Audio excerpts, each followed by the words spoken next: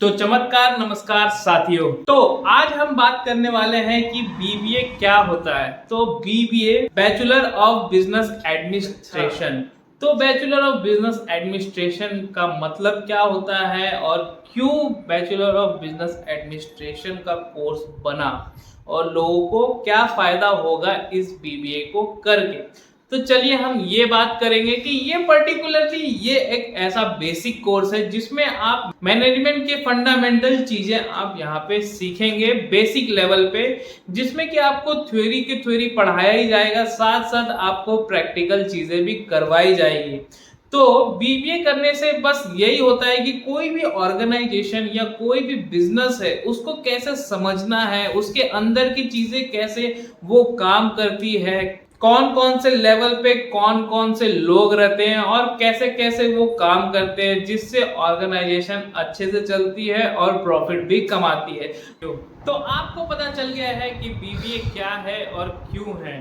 तो चलिए हम आज बात करेंगे कि बीबीए में जाना कैसे है, मतलब कौन कौन से एंट्रेंस एग्जाम आपको देना पड़ेगा, जैसे कि सेट, आईपीयूपीसी, गेट, सेट इंडिया, और भी बहुत सारे एग्जाम होते हैं जैसे कि आपको स्क्रीन पे दिख ही रहा होगा।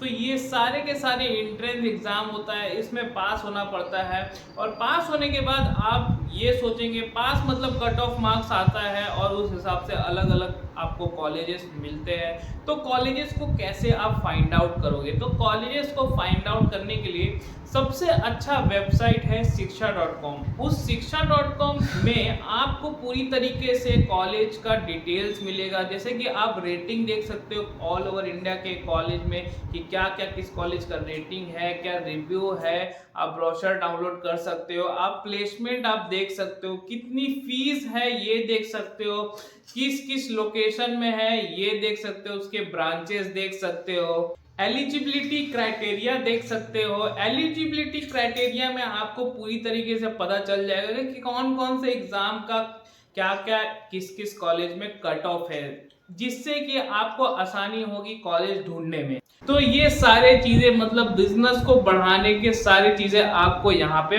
पता चलेगा। तो जब आप कॉलेज के बारे में पूरी तरीके से जान लेंगे, कॉलेज में एडमिशन ले लेंगे, तो एडमिशन लेने के 1 साल, 1.5 साल, 2 साल बाद आपके दिमाग में यही कंफ्यूजन आएगा कि स्पेशलाइजेशंस क्या ले। तो स्पेशलाइजेशंस को बताने के लिए कोई है ही नहीं, टीचर्स भी बहुत ही कम स्पेशलाइजेशंस को प्रीफर करते हैं और एक्सप्लेन भी करते हैं।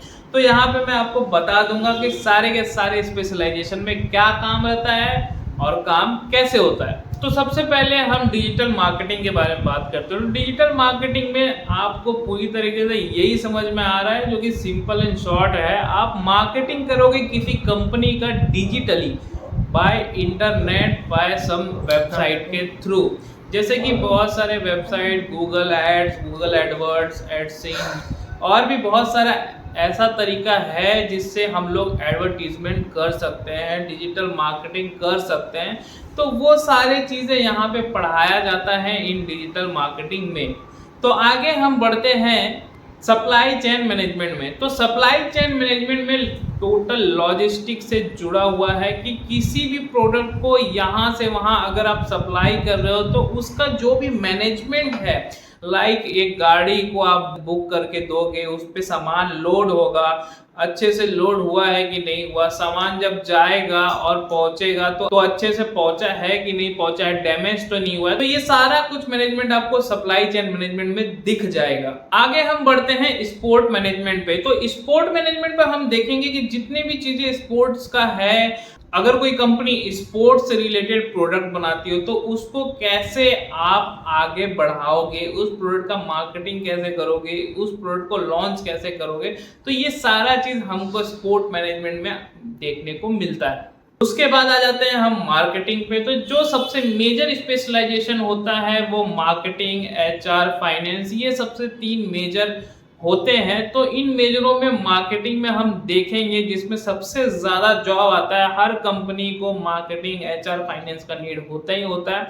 तो मार्केटिंग में बेसिकली काम क्या है, तो बहुत सारे काम है, जैसे कि प्रोडक्ट्स को बेचना, डीलर्स को मैनेज करना, उनकी इंक्वायरी मैनेज करना, प्रेजेंटेशन करना, मीटिंग कंडक्ट करना। तो ऐसे बहुत सारी चीजें आप मार्केटिंग में आप देखोगे कि मार्केटिंग का काम है मार्केट को बढ़ाना। अब आप किस किस प्रकार से हेल्प कर सकते हो मार्केट को बढ़ाने में, तो ये सारा काम रहता है मार्केटिंग में। तो आज के लिए बस इतना ही। बस मैं आशा करता हूं आपको ये कंटेंट अच्छा लगा होगा। तो चैनल को सब्सक्राइब कर लेना, कमेंट कर देना, लाइक कर देना और शेयर करना तो भूलना नहीं। तो चलिए, थैंक यू दोस्तों, बाय।